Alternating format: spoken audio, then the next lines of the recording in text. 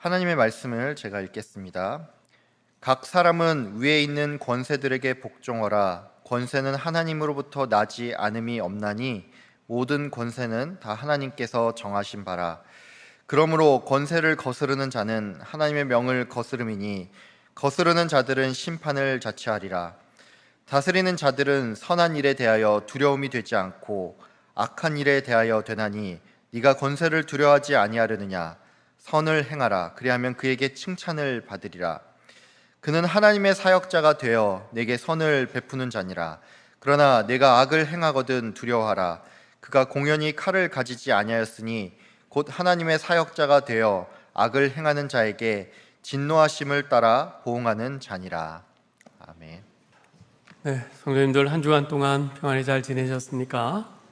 네, 우리 같이 인사 좀 나누실까요? 앞뒤 좌우에 계신 분들과 인사 좀 하시죠. 반갑습니다. 잘 지내셨나요? 주님의 은혜와 평강이 함께 하시기 바랍니다.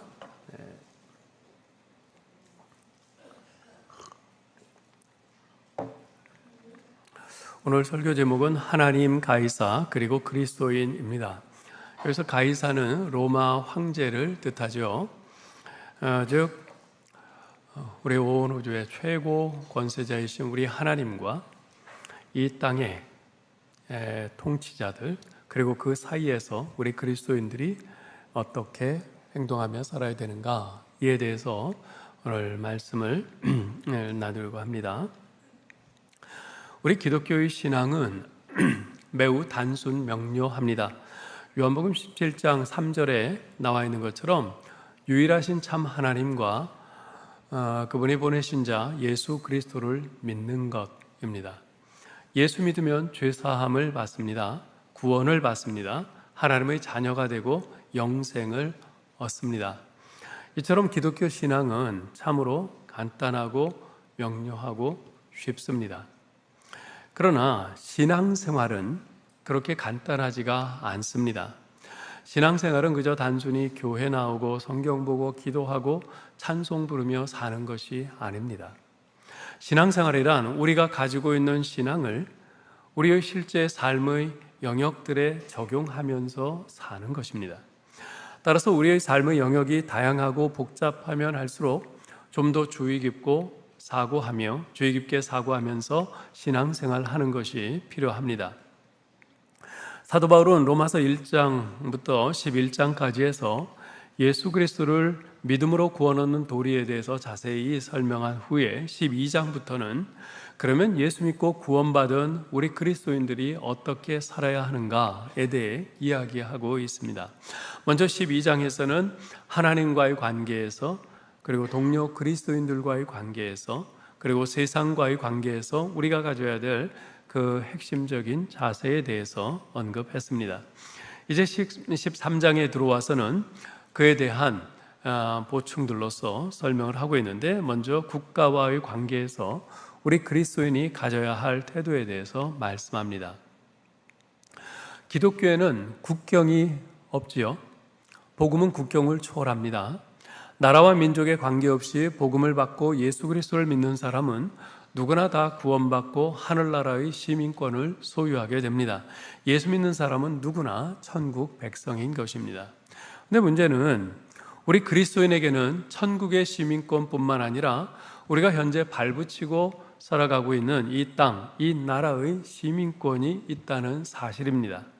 우리는 그리스도인으로서 내가 어떻게 살아야 하는가를 규정해주는 하나님 나라의 법을 가지고 있지만, 동시에 우리가 숨쉬며 살고 있는 이 나라, 곧 세상 나라의 법의 규제를 받고 있습니다. 우리는 예수 그리스도를 내가 복종해야 할 나의 주인으로 섬기고 있지만, 또 한편으로는 대통령을 비롯한 이 나라의 권세자들의 다스림에 따르도록 요구받고 있습니다. 따라서 내가 한 사람의 국민으로서 국가와 권세자들에 대해서 어떤 태도를 가져야 할 것인가 하는 문제는 우리의 신앙생활에서 매우 중요한 부분이 아닐 수 없습니다. 사실 여기에 개입되어 있는 문제들은 훨씬 더 광범위하고 아주 복잡합니다. 일례로 내가 속해 있는 국가가 하나님을 전혀 인정하지 않고 탄압하는 공산국가나 회교국가라면 나는 하나님을 믿는 그리스도인으로서 어떻게 해야 하는가? 국가에 맞서 싸워야 하는가? 아니면 죄 죽은 듯이 가만 숨지기고 있으면서 조용히 나 개인의 신앙만을 지키면 되는가? 또 나라의 통치자가 악하고 부도덕한 사람일 경우에는 어떻게 해야 하는가? 무력을 써서라도 그러한 자를 건자해서 몰아내야 하는가? 아니면 그래도 그러한 통치자의 가르침을, 다스림을 받아야 하는가? 실제로 상세히 들어가면 이보다 훨씬 더 복잡한 문제들이 많이 얽혀 있습니다. 이런 문제에 대하여 사도 바울은 오늘 말씀 1절에서 이렇게 말합니다. 같이 읽어볼까요? 각 사람은 위에 있는 권세들에게 복종하라. 권세는 하나님으로부터 나지 않음이 없나니 모든 권세는 다 하나님께서 정하신 바라. 이 말을 들을 때 여러분 마음속에 당장 어떤 생각이 드십니까? 아니, 그렇다면 과거 나치 독일의 히틀러나 소련의 스탈린, 지금 북한의 김정은 같은 악한 지도자들에게도 복종해야 합니까? 그들도 하나님이 세우셨단 말입니까? 왜 하나님께서 그러한 악한 자들을 통치자로 세우셔서 수많은 사람들이 고통받고 죽음을 당하게 만드십니까? 당연히 이런 반문이 떠오릅니다. 결코 이해하기도 또 답하기도 쉽지 않은 문제입니다. 그러나 그보다 먼저 생각해야 할 것이 하나 있습니다. 우리가 믿는 하나님은 온 세상을 다스리시는 절대 주권자시라는 사실입니다. 여러분, 우리 하나님은요, 기독교 국가만의 하나님이 아니십니다. 하나님을 인정하지 않는 공산국가와 불교국가, 회교국가 및 심지어 무신론자들까지도 다스리시는 하나님이십니다. 선한 통치자들만이 하나님께서 세우신 통치자들이 아닙니다. 악한 통치자, 부도덕한 통치자들도 다 하나님이 세우신 통치자들입니다. 언뜻 보면 이러한 사실이 우리를 무척이나 낙담시키는 것 같습니다. 그러나 실상은 그렇지 않습니다. 만일 하나님께서 하나님을 인정하지 않는 기독교 국가들만 다스리는 분이시라면, 그리고 하나님을 인정하지 않는 공산국가나 불교국가, 회교국가 및 무신론자들에게는 전혀 무관심하고 간섭하지 않으시는 분이시라면 그러한 나라에 사는 사람들은 결코 구원받을 소망이 없을 겁니다. 만일 하나님이 선한 통치자들만 세우신 분이시라면, 그래서 악한 통치자들에게 대해서는 전혀 발언권이 없으신 분이시라면 그러한 통치자의 억압 아래에 있는 백성들은 절망밖에는 없을 것입니다. 그러나 하나님께서 왜 그렇게 하셨는지는 잘 이해가 안 되지만 어쨌건 악한 통치자들도 하나님께서 세우신 것이라면 분명히 그들에게도 하나님의 주권은 효력을 미치고 있는 것입니다. 하나님이 세우신 것이니까. 그렇다면 우리는 주권자이신 하나님께서 그 악한 통치자들을 언제든지 패하시든 또는 변화시키든 하실 수 있다는 소망을 갖게 됩니다. 세우신 분이 하나님이시니 패하시는 분도 하나님이실 것 아니겠습니까? 따라서 하나님께서 위에 있는 권세들에게 복종하라고 우리에게 말씀하시는 것은 단순히 그 권세자들에게 복종하라는 의미를 훨씬 넘어서는 것입니다. 바로 우리가 믿고 섬기는 하나님이야말로 지구상의 모든 나라와 온 우주의 진정한 통치자이심을 인정한다는 의미가 담겨 있는 것이죠. 이렇게 볼 때 2절 말씀이 비로소 이해가 됩니다. 2절을 읽어볼까요?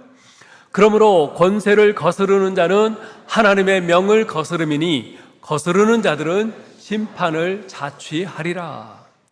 권세자들을 세우신 분이 바로 하나님이시기에 그 권세자들에게 복종치 않는 것은 바로 그들을 세우신 하나님을 거스르는 행위라고 말씀합니다.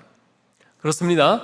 우리가 국가의 권력과 통치자들에게 복종하는 것은 권세자들이 무서워서 복종하는 것이 아닙니다. 그들에게 복종하면 그들이 나에게 어떤 보상을 주기 때문에 복종하는 것도 아닙니다. 오직 나의 주님이신 하나님께서 그렇게 하라고 하셨기 때문에 그분의 말씀에 순종하는 뜻으로 나라와 권세자들에게 복종하는 것이죠. 그렇다면 북한의 김정은 같은 악한 통치자가 백성들을 고통과 죽음으로 몰아가는 것을 그저 두 눈 멀거니 뜨고 바라보고 있어야 한다는 말입니까? 이렇게 질문할 수 있죠. 이 문제는 짧은 이 시간에 다 설명드리기에는 그리 간단하지 않은 문제입니다. 다만 이 시점에서 우리가 분명히 해야 할 것은 과연 나는 내가 믿고 섬기는 여호와 하나님이 온 세상을 실제적으로 간섭하시고 다스리시는 절대 주권자이심을 믿고 있는가 하는 것입니다. 만일 그렇다면 악한 국가와 악한 통치자까지도 하나님께서 이렇게 세우시고 놔두시는 이유가 분명히 있을 거라고 믿으면서 일단은 그를 위해 기도하며 하나님께 복종하는 심정으로 하나님께서 세우신 그런 통치자들에게도 복종해야 한다는 것이지요. 그러나 과연 우리는 얼마나 권세자들과 통치자들을 위해서 기도합니까? 많은 사람들은요, 악한 통치자들을 위해서는 기도할 필요조차 없다고 생각하는 것 같습니다. 오래전 박근혜 대통령 시절로 기억되는데요. 당시 지방선거 때의 일입니다. 그때 박근혜 대통령이 자신의 선거구에서 투표하러 갔다가 선거 참관인들, 이 선거 참관인들은 각 투표하는 장소마다 각 당별로 여러 사람들이 골고루 다 있지 않습니까? 근데 그 선거 참관인들에게 일일이 악수를 건네는데 진보적인 한 정당의 참관인이 앉은 자리에서 일어나지도 않은 채 박근혜 대통령을 노려보면서 악수를 거부한 사건이 있었습니다. 당시 저는 미국에서 그 뉴스를 듣고는 참으로 큰 충격을 받았어요.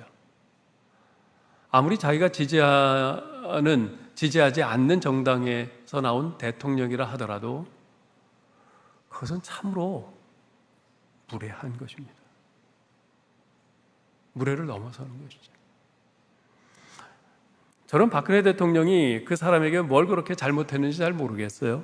제가 생각하기에 그분은 그렇게 뛰어난 대통령은 아니지만 그렇게 수준 이하도 아닌 그저 평균치의 대통령이라고 생각하는데 아마도 어쩌면 그 사람은 박근혜 대통령을 악한 통치자라고 생각했는지 모릅니다. 아니 아예 대통령이라고 생각하지 않았을지도 모르겠어요. 그렇듯 앉은 자리에서 노려보면서 악수를 거절할 정도이니 그가 설령 기독교인이었다 할지라도 그 사람은 틀림없이 박근혜 대통령을 위해서는 결코 기도하지 않을 것 같습니다. 설사 기도한다 하더라도 저 박근혜 대통령을 끌어내려 주십시오. 뭐 그런 식으로 기도했겠지요. 근데 많은 경우 우리가 이런 식으로 행동합니다. 자기 생각이 아니다 싶으면 비판은 쏟아낼지언정 결코 그를 위해 기도하지는 않습니다. 그러니 복종은 더더욱 기대할 수 없는 노릇이지요. 지난 2001년 우리 한국 기독교계에 큰 별과 같았던 고 한경진 목사님께서 소천하셨습니다. 그때 기독교 각계에서 그리고 여러 언론에서 한경진 목사님의 훌륭한 인격과 삶에 대해서 칭송하는 그런 말들, 그런 언론 보도들이 많이 나왔습니다. 그때 일부에서는 한경진 목사님을 비판하는 말들을 해서 주목을 끌었는데요. 그들이 비판하는 내용은 이런 것이었어요. 1980년 5.18 광주 민주화운동 당시 수천 명의 민간인들의 목숨을 앗아간 원흉인 전두환 대통령이 주최한 조찬 기도회에 한경진 목사님이 참석해서 전두환 대통령을 위해서 기도했다는 것입니다. 그렇게 민족의 아픔을 외면하고 권력에 아부하는 사람이 어떻게 훌륭한 기독교 지도자일 수 있겠느냐 하는 것이죠. 저는 그 기사를 읽고 많은 생각을 했었습니다. 솔직히 저도 한경진 목사님이 그 조창기도회에 참석했었다는 그 기사에 적잖이 놀랐습니다. 그 어른이 왜 그러셨을까? 그러실 분이 아닌데 어째서 그런 오해 살리를 하셨을까? 제가 그분을 깊이 아는 것은 아니지만 제가 아는 한경진 목사님은 결코 일반 대중의 아픔을 외면하고 권력에 아부하는 이중인격자는 결코 아니었습니다. 제가 목사가 되기로 결정한 데 가장 큰 영향을 미친 분이 바로 그분이셨거든요. 많은 생각 끝에 제가 내린 결론은 이것이었습니다. 한경진 목사님은 5.18 사태로 인해 야기된 비극에 대해서 아마 그 누구보다도 더 가슴 아파하셨고 그 누구보다도 더 많은 눈물을 쏟으며 기도하셨을 것이다. 그리고 그 일을 자행한 자들에 대해서 그 누구보다도 더 분노하셨을 것이다. 그럼에도 불구하고 그분이 조창기도에 참석하셔서 대통령을 위해 기도한 까닭은 하나님께서 5.18의 원흉인 전두환 씨를 대통령으로 세운 이유를 이해할 수는 없지만 어찌됐건 그가 나라와 백성을 다스릴 대통령으로 세워졌기에 이제부터라도 그가 진정으로 나라와 백성들을 위하는 마음으로 바르게 섬기도록 바로 그것을 위해서 기도하기 위해 참석하신 것이 아닐까. 그것이 제가 내린 결론이었습니다. 제 판단이 당시 한경림 목사님이 가지셨던 생각과 일치한 것인지는 잘 모르겠습니다만, 그러나 그 누구보다도 하나님을 사랑하고 하나님의 뜻에 순종하려고 평생을 애써오신 분이심을 생각할 때 저의 이런 생각이 전혀 터무니없는 것은 아니라고 생각합니다. 사랑하는 성도 여러분, 우리 눈에 보이는 대로 모든 것을 정확히 판단하기에는 우리 자신이 너무나 지혜가 모자라고 부족합니다. 하나님께서 왜 세상의 반기독교적인 나라들을 그냥 놔두시는지, 어째서 저토록 악한 통치자들을 세우셨는지 우리는 다 이해하지 못합니다. 그러나 중요한 것은 바로 우리가 믿는 여호와 하나님이 진정한 절대 주권자시라는 사실입니다. 그분께서 전혀 실수가 없으신 자신의 무궁한 지혜 가운데서 우리를 위한 최선을 행하실 것입니다. 우리는 바로 그 사실을 굳게 믿으며 그분의 말씀에 순종하면 되는 것입니다. 즉, 권세자들을 세우기도 하시고 패하기도 하시는 절대 주권자이신 하나님의 측량할 수 없는 지혜와 섭리를 믿으면서 하나님께서 세우신 통치자들에 대해 불평하기에 앞서 먼저 그들이 백성들을 바르게 섬기는 지도자가 되기를 전심으로 기도하는 것, 그것이 바로 하나님을 믿는 성도의 바른 자세인 것이죠. 그러나 이러한 믿음과 자세를 가지고 있다 하더라도 현실 속에서 우리를 당혹스럽게 하는 문제들은 여전히 존재하고 있습니다. 막강한 독재 권력으로 나라와 백성들의 삶을 파국으로 몰고 가는 통치자에 대해서도 무조건 복종해야 하는가? 과거 유신헌법 같은 독재법이나 오늘날에 지금 국회에 입법 계류되어 있는 차별금지법이나 생활동반자법 같은 동성혼을 아주 대놓고 조장하는 그런 악법에 대해서도 그저 복종해야 하는가? 그런 경우 과연 어떻게 하는 것이 참된 그리스도인이 취할 바른 태도인가? 이에 대한 해답을 얻기 위해서는 무엇보다도 먼저 하나님께서 국가와 통치자들을 세우신 이유가 무엇인가? 그들의 역할과 기능이 무엇인가를 이해할 필요가 있습니다. 3절, 4절을 같이 한번 읽어보죠. 다스리는 자들은 선한 일에 대하여 두려움이 되지 않고 악한 일에 대하여 되나니 내가 권세를 두려워하지 아니하려느냐? 선을 행하라. 그리하면 그에게 칭찬을 받으리라. 그는 하나님의 사역자가 되어 내게 선을 베푸는 자니라. 그러나 내가 악을 행하거든 두려워하라. 그가 공연히 칼을 가지지 아니하였으니 곧 하나님의 사역자가 되어 악을 행하는 자에게 진노하심을 따라 보응하는 자니라. 아멘. 먼저 여기서 우리가 주목해 보아야 할 것은 다스리는 자들, 통치자들을, 국가의 권력자들을 하나님의 사역자라고 부르고 있다는 사실입니다. 하나님의 사역자가 뭡니까? 하나님의 일을 맡아서 수행하는 하나님의 일꾼이라는 뜻입니다. 구약의 선지자나 신약의 사도들이 그런 사람들이죠. 오늘날에는 목회자들을 뜻하는 말로 사용됩니다. 그런데 사도 바울은 국가의 통치자를 비롯한 권세자들, 공직자들을 하나님의 사역자라고 부르고 있습니다. 사실 우리가 구약 성경에도 보면 바벨론의 느부갓네살 왕 같은 사람을 하나님께서 선민이라고 자부하면서 온갖 죄악과 우상 숭배를 자행하고 있던 그 유다를 징치하기 위한 그런 사역자로 쓰셨던 것을 우리가 압니다. 하나님의 도구로 쓰신 거죠. 그런 면에서 본다면 그 이방인 왕인 느부갓네살 왕도 하나님의 사역자라고 할 수 있습니다. 바로 이렇게 사도 바울은 국가의 통치자를 비롯한 권세자들, 공직자들을 하나님의 사역자라고 부르고 있는 겁니다. 그 이유가 뭐겠습니까? 좀 전에 말씀드린 것처럼 하나님의 사역자란 하나님의 일을 맡아서 수행하는 하나님의 일꾼이라는 뜻입니다. 자, 그러면 하나님의 일이란 무엇입니까? 바로 이 땅에 하나님의 뜻을 이루고 하나님 나라를 완성하는 것입니다. 그런데 하나님의 일은요, 두 가지 측면에서 전개됩니다. 하나는 영적인 측면입니다. 즉 죄의 권세에 사로잡혀 있는 사람들에게 예수 그리스도의 복음을 전하여 그들로 하여금 예수 믿고 하나님의 백성이 되도록 하는 것입니다. 그래서 예수 믿는 사람이 늘어가면 갈수록 이 땅에서 하나님의 나라는 점점 확장되어 가는 것이죠. 선지자들과 사도들, 목회자들, 선교사들, 그리고 복음 사역을 위해 애쓰는 모든 그리스도인들은 바로 이러한 측면에서 하나님의 사역자들입니다. 근데 하나님의 일이 전개되는 또 다른 측면이 있습니다. 그것은 바로 정의와 질서의 측면입니다. 하나님의 나라는 죄악이 숨을 죽이고 의 통치가 이루어지는 나라입니다. 그런데 이 세상은 아담의 타락 이후 갈수록 온갖 죄악의 극성을 떨고 있고 선과 의가 움츠러들고 있습니다. 그래서 하나님께서 이 세상의 악행을 억제하기 위해 내려주신 일반 은총이 바로 국가이고 바로 통치자들입니다.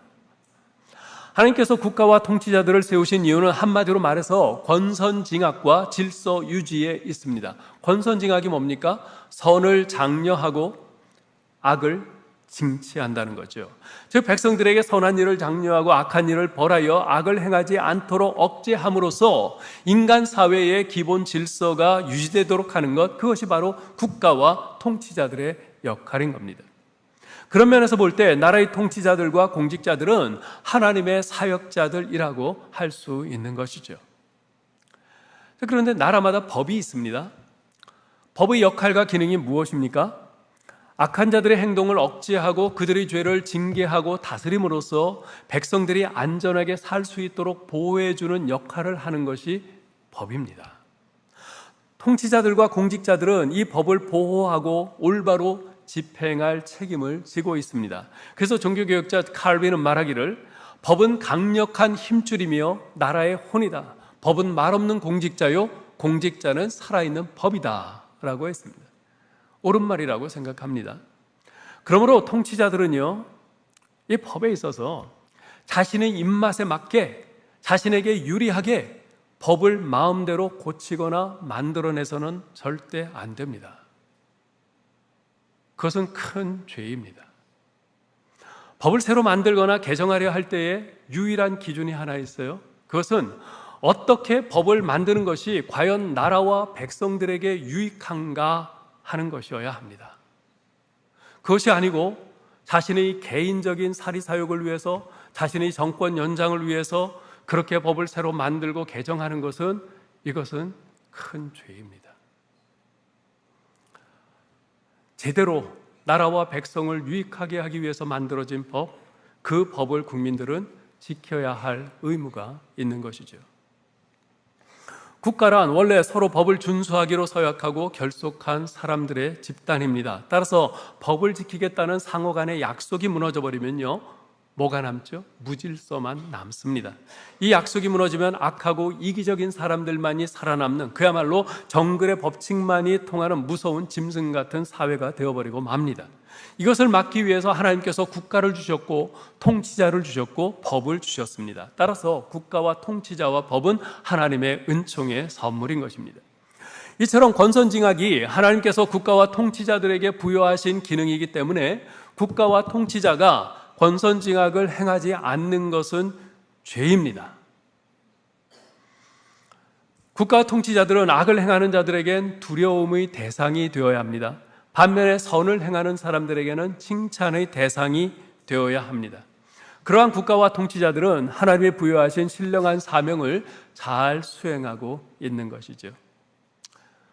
자, 우리가 살고 있는 우리나라 대한민국을 한번 보시기 바랍니다. 어떻습니까? 우리나라는 이러한 기능을 잘 수행하고 있는 것 같습니까? 혹시 우리나라가 악을 행하는 자들에게 두려움의 대상이 아니라 오히려 그들이 안심하고 악을 자행할 수 있는 그런 여건은 아닙니까? 그런 분위기는 아닙니까? 선하게 살려는 사람들에게 칭찬의 대상이 아니라 오히려 선하게 살려는 사람들을 바보 취급당하게 만드는 그런 분위기로 몰아가고 있지 않습니까? 그렇다면 국가와 통치자들이 그 기능을 제대로 수행하고 있지 못한 겁니다.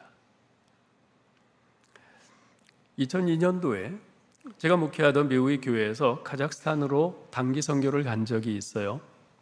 당시 카자흐스탄은 소련이 무너지면서 거기서 이제 독립한 지 얼마 안 되는 그런 시점이었습니다.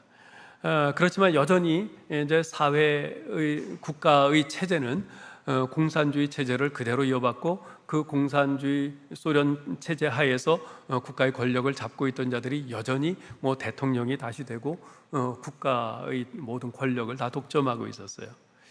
이 카자흐스탄은요, 우리가 고등학교 다닐 때 화학 시간에 배웠던 원소 주기율표에 나오는 모든 지하 자원이 다 매장되어 있는 나라입니다. 땅덩어리만으로도 세계에서 네 번째인가 그렇게 큰 나라이고요. 아주 굉장히 큰 이제 나라인데, 그런데 인구는 뭐 한 1,800만 정도밖에 안 되고 얼마든지 정말 세계에서 가장 부강하게 살 수 있는 그런 자연적인 조건이 갖추어진 나라예요. 그렇지만 국가의 그 대통령을 비롯한 그 공산당 그 공직자들의 부패가 만연되어 있어서 그들이 모든 국가의 재산의 90% 이상을 독점하고 있었습니다. 저희 선교팀이 모든 사역을 마치고 마지막 날 수도인 알마티 시내 구경을 나갔어요.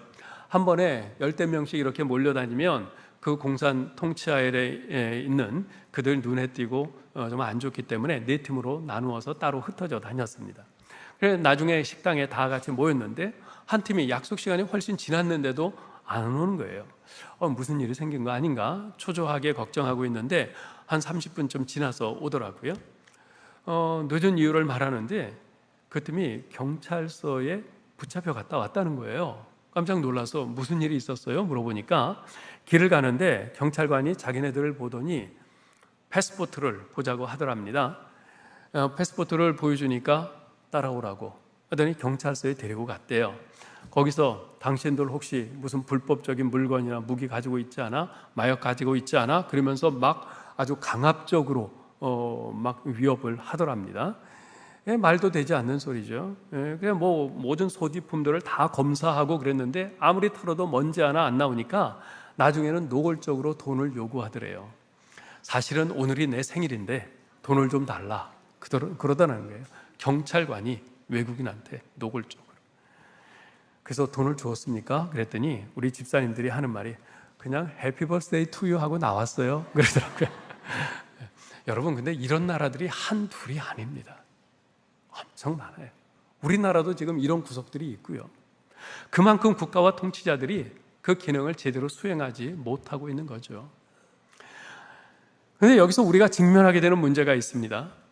백성들로 하여금 선을 행하도록 격려하고 악을 억제해야 할 국가와 통치자와 법이 오히려 선을 행하지 않고 악을 행하는 도구로 변질된다면, 그렇다면 그런 상황에서 우리 신자들은 어떻게 해야 할까요? 이제까지 기독교 2000년 역사를 보면 이러한 상황이 계속해서 존재해 왔습니다. 그리고 그러한 역사를 거치면서 그러한 상황에 직면하여 우리 신자들이 취해야 할 자세에 대한 전통이 세워져 왔습니다. 지나간 세대의 우리 신앙의 선배들은 그것을 시민 불복종의 권리라고 불렀습니다. 국가와 통치자와 법이 그 존재 목적에 역행하는 부당한 요구를 할 때 그에 대해서는 NO라고 말하면서 저항할 권리가 있다는 것입니다. 즉 우리는 하나님 나라의 백성으로서 가장 높은 권세자이신 하나님께 복종하기 위하여 그러한 국가와 통치자의 권세에 불복종해야 한다는 것입니다. 자, 그런데 이러한 시민 불복종의 권리에는요, 네 가지 중요한 전제가 있습니다. 이것을 잘 기억하실 수 있기를 바랍니다. 첫째, 우리가 국가와 통치자의 권세에 불복종하는 이유는 더 높은 권세자요 최고의 권세자이신 하나님께 복종하기 위해서여야 합니다. 이 말을 잘 새겨 들으세요. 우리가 국가와 통치자의 권세에 불복종하는 이유는 더 높은 권세자요 최고의 권세자이신 하나님께 복종하기 위해서여야 합니다. 즉 국가가 우리로 하여금 하나님의 말씀에 복종하지 못하도록 우리를 강압하고 위협하고 그렇게 명한다면 우리는 그러한 국가와 통치자에 대해서 불복종할 권리가 있다는 것입니다. 눈앞에 보이는 권세자들에게 복종하는 것이 궁극적으로는 하나님의 뜻에 대한 명백한 위반이 될 경우 우리는 그것을 단호히 거절해야 합니다. 이러한 일들은 성경에 그 예가 나옵니다. 출애굽기 1장에 보면요, 이스라엘 자손이 날로 번성하자 애굽 왕 바로는 히브리 산파들에게 명령하죠. 이스라엘 백성이 아들을 낳으면 죽여라. 그러나 산파들은 하나님을 두려워하여 애굽 왕의 명령을 어기고 남자 아기들을 살렸습니다. 다니엘의 세 친구인 사드락, 메삭, 아벳느고는 바벨론의 느부갓네살 왕이 자신의 금신상에게 절할 것을 강요할 때 하나님의 백성으로서 그 명령에 순종할 수 없기에 거부하고 기꺼이 풀무불에 들어갔습니다. 왜 그렇게 했을까요?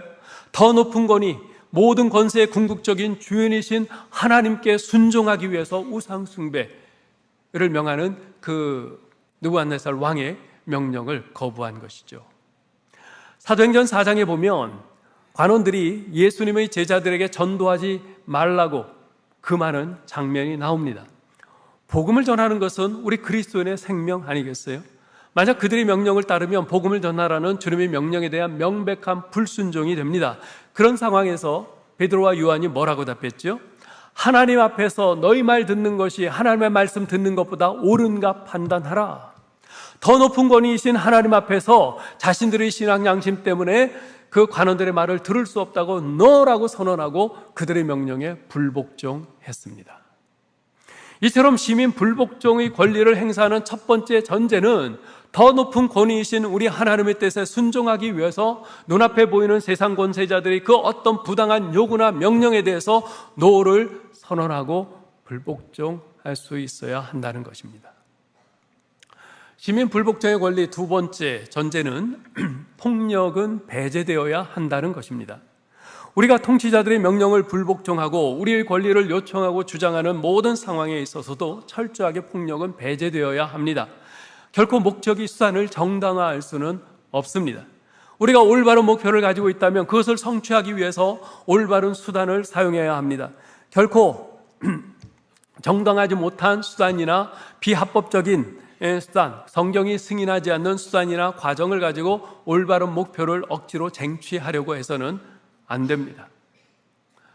인도의 마하트마 간디는 크리스찬은 아니었지만 그럼에도 불구하고 우리 예수님의 산상수훈을 참 좋아했어요. 그래서 수시로 그 산상수훈을 읽으면서 그 영국의 폭정에 대한 저항운동을 전개함에 있어서 위대한 성경적 원리를 바로 거기에서 끄집어냈습니다. 그것이 바로 비폭력 저항운동 또는 비폭력 무저항운동의 원리입니다. 올바른 목적을 이루기 위해서 자기의 목소리를 높이고 주장하는 그 순간부터 끝까지 철저하게 폭력이 아닌 정당한 수단과 방법을 사용한다는 것이죠.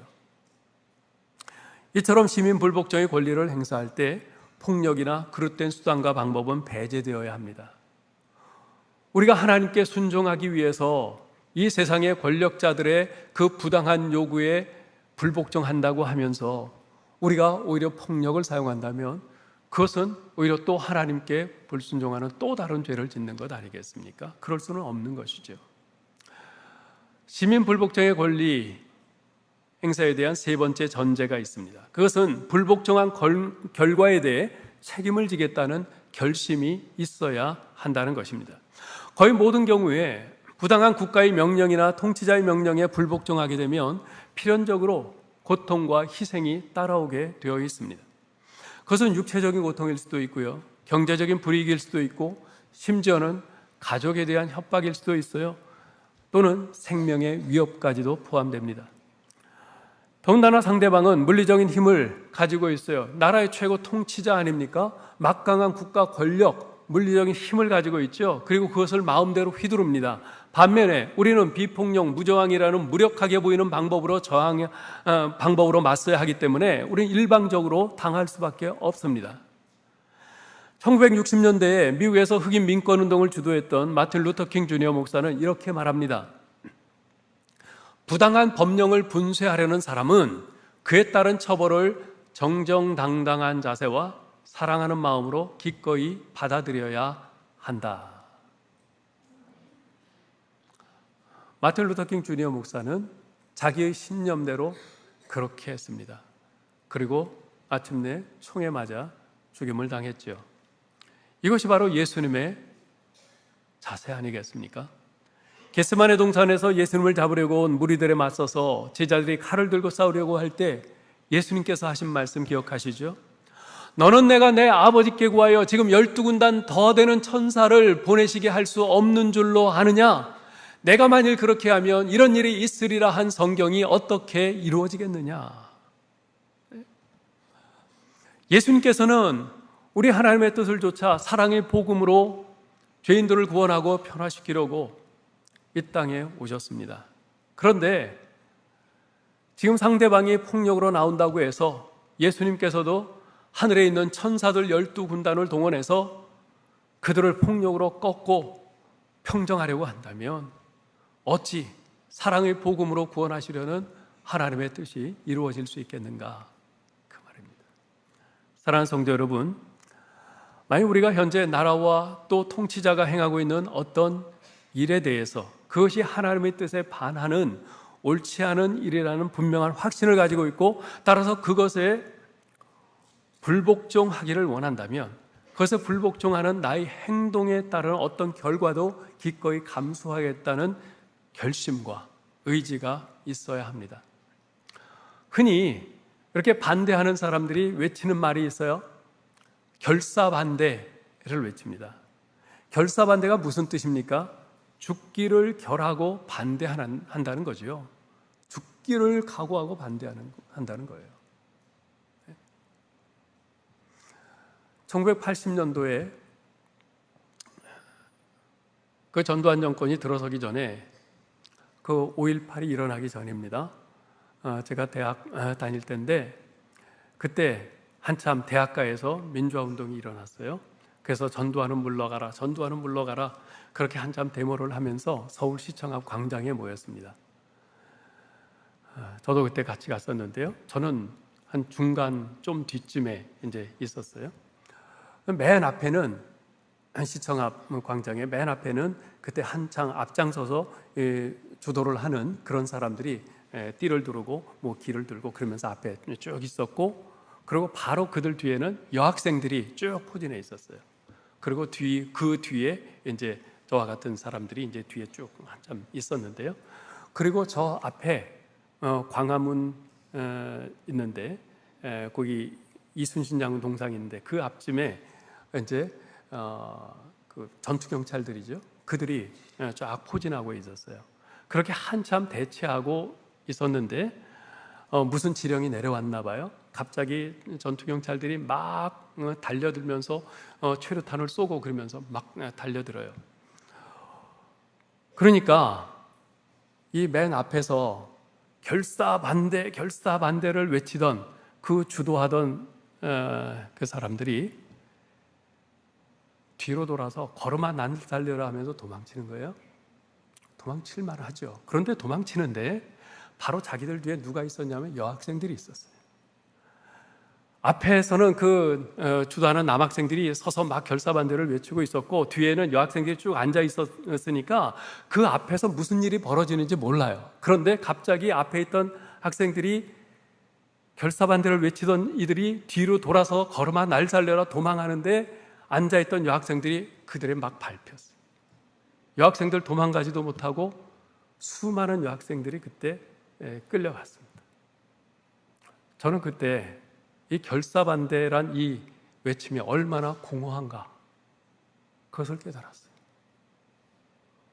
금방이라도 나라가 뒤집어질 것 같은 그런 상황에서는 결사반대를 띠두르고 그렇게 외쳐대지만 그러나 정말 자기가 최루탄에 맞고 경찰봉에 맞을 것 같은 그런 위급한 상황이 닥치니까 뒤에 여학생이 자기 발에 깔리건 어쩌건 그거하고는 상관없이 방금까지도 결사반대를 외치던 그들이 걸음아 날 살려라 짓밟고 도망가는 것을 보면서 제가 그때 우리가 외치는 이 외침이 얼마나 공허한 것인가 깨달았습니다.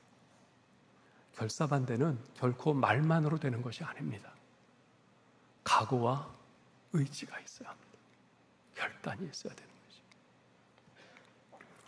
시민 불복종의 권리 네 번째 전제가 있습니다. 그것은 국가의 법이나 통치자의 행동의 일부가 잘못되었다고 해서 모든 것을 부정하고 불복종하려고 해서는 안 된다는 것입니다. 이제까지 우리나라의 발전에 과거 조선시대부터도 그랬어요. 큰 장애물 역할을 했던 것 가운데 하나가 뭐냐면 흑백 논리입니다. 전부 아니면 전무라는 편협한 생각이죠. 예를 들면은 오늘날의 정치 현실로 비유하면 더불어민주당이 하는 일은 무조건 옳고 국민의힘이 하는 일은 무조건 다 틀리다거나, 반대로 국민의힘이 하는 일은 무조건 다 옳고 더불어민주당이 하는 일은 무조건 다 틀리다라는 식의 생각입니다. 우리나라가 이러한 논리로 인해서 얼마나 정말 앞으로 나가지 못하고 답보 상태를 경험하고 오히려 후퇴를 해왔습니까? 지금도 여전히 마찬가지 아닙니까? 우리가 해마다 선거할 때 보면 여전히 드러나잖아요. 여실히 드러나요. 그 후보의 됨됨이를 보고 뽑지 않아요. 자기가 지지하는 당, 그 당이면 후보가 아무리 개차반이라도 그냥 무조건 투표하고 뽑습니다. 예? 어떤 당에서 내세우는 정책이 그것이 옳던 그르던 그것 따져보지 않고 내가 지지하는 당의 정책이면 무조건 그냥 거기를 지지해요. 그게 우리예요. 여러분과 제가 다 그렇게 한 사람들입니다. 하나님 앞에서 우리가 다 회개해야 될 문제들입니다. 이런 논리가 국가와 법과 통치자들에 대해서도 그대로 적용이 되어 왔습니다. 어디 하나 잘못된 구석이 보이면 그 밖에 다른 부분들도 다 싸잡아서 부정해버리는 잘못된 습성이 우리에게 있습니다.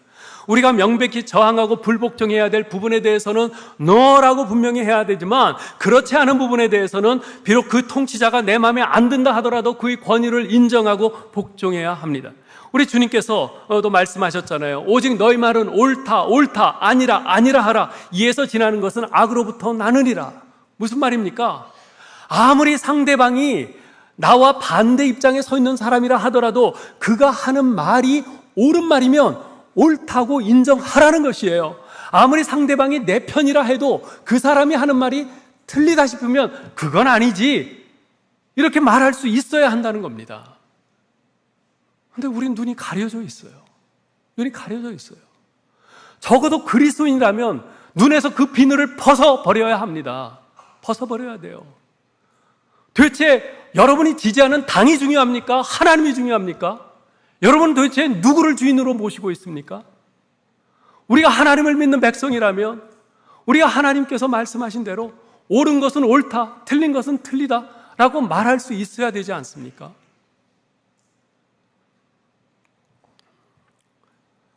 이제 말씀을 맺겠습니다.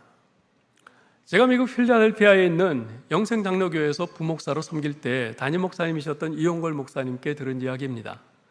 목사님이 총신대 3학년 때 한일회담 반대를 위해서 학생들이 모여서 시국선언을 하고 데모를 하려고 강당으로 향했어요. 그때 지금은 소천하신 고 박형룡 목사님이 당시에 학장이셨는데, 이분이 강당 입구에 딱 가로막고 서 계셨답니다. 이분은 우리 교단에서, 우리 합신교단에서 존경받는 고 박윤선 목사님과 더불어서 우리나라 개혁신학의 거두로 아주 존중받는 분이셨습니다. 키는 작으시지만 언제나 참 근엄하고 정말 권위가, 그야말로 정말 그 권위가 느껴지는 그런 분이셨는데, 그분이 그때 학생들을 가로막고 이렇게 말씀하셨다고 그래요. 누구든지 이 강당에 들어가는 자는 퇴학이다. 목사 될 자격이 없다. 만약에 학생 전체가 다 들어가면 이 학교는 문을 닫고 나도 떠난다. 당신들이 하나님의 주권을 믿느냐? 역사의 주인은 하나님이신 것을 믿느냐? 당신들이 개혁주의를 배우는 학생들이냐? 만약 그렇다면 데모하지 말고 하나님께 기도하라. 그분의 이 사자후를 듣고 학생들이 모두 강의실로 돌아갔다고 합니다. 사랑하는 성도 여러분, 국가에 대한 우리의 목적은 국가에 대한 맹목적인 충성이나 또 맹목적인 불복종 그 자체에 있지 않습니다. 우리의 목적은 궁극적으로 이 땅에서 우리가 섬기는 하나님의 나라가 확장되고 하나님의 공의가 강물처럼 흐르는 것입니다. 바로 그 목적 때문에 이 사회가 선한 사회가 되도록 힘써야 되는 것이고, 이 나라가 건전하고 바른 국가가 되도록 우리가 노력해야 하는 것입니다. 따라서 국가와 통치자에 대한 우리 신자들의 바른 자세에 대해서 정리를 하자면 이렇게 네 가지로 정리할 수 있겠어요. 첫째, 이 세상의 권세자들을 세우기도 하시며 패하기도 하시는 절대 주권자이신 하나님의 측량할 수 없는 지혜와 섭리를 믿어야 합니다. 둘째, 하나님께서 세우신 이 땅의 권세자들에게 복종하는 자세를 가져야 합니다. 셋째, 하나님께서 세우신 통치자들에 대해 불평하기에 앞서 먼저 그들의 백성들을 바르게 섬기는 지도자가 되기를 전심으로 기도해야 합니다. 넷째, 나라의 통치자나 정권이 하나님의 뜻에 반하는 옳지 않은 일을 강요할 때는 불복종할 수 있지만 그 불복종을 먼저 앞세우면 안 됩니다. 즉 반대를 위한 반대를 해서는 안 된다는 것입니다. 권위에 대한 존중 없이 불복종만 외치는 사람은 나라를 망치는 사람입니다. 하나님의 거룩한 주권을 침해하는 사람입니다. 아무쪼록 오늘 성경을 통해서 우리에게 가르쳐 주시는 이러한 국가와 또 통치자와의 그런 관계에서 우리가 하나님을 믿는 신자로서 어떠한 원칙과 원리를 가지고 행동해야 되는가, 이것을 마음에 잘 담으시고 어떤 사안 하나하나가 닥칠 때마다 이 원리를 기억하면서 하나님 앞에 기도하고 씨름하면서 하나님께서 인도하실 때 그것에 따라서 바르게 행동하는 저와 여러분 될 수 있기를 주님의 이름으로 축원합니다.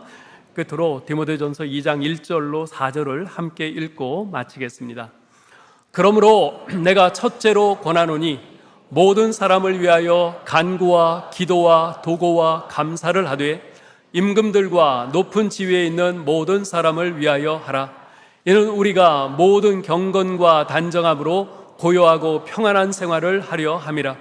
이것이 우리 구주 하나님 앞에 선하고 받으실 만한 것이니 하나님은 모든 사람이 구원을 받으며 진리를 아는 데 이르기를 원하시느니라. 아멘.